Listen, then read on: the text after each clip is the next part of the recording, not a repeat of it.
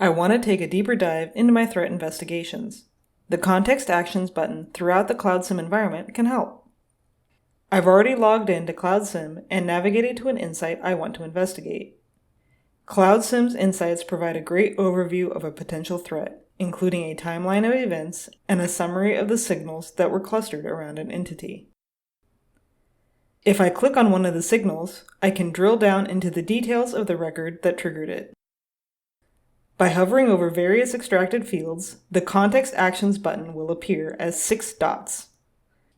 Click the 6-dot icon to open the Context Actions menu, and you'll see what context actions are available for that field.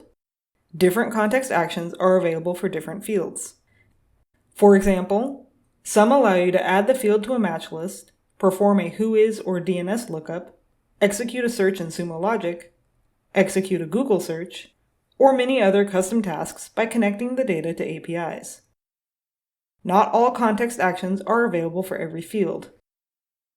Your Cloud SIEM admin can configure additional context actions. I want to know more about this username, so I'll click Sumo Logic Search in the Context Actions menu. This will take me to a new search tab in Sumo Logic, where the username is already pre-populated in the search field, and the search has already been executed. Here I can see all the log messages with this username, not just the ones that triggered an alert or signal. Like any Sumo Logic search, I can also add additional filters or change the time range of the search. I hope this video helps you investigate threats using context actions in Cloud SIEM. Thank you for joining.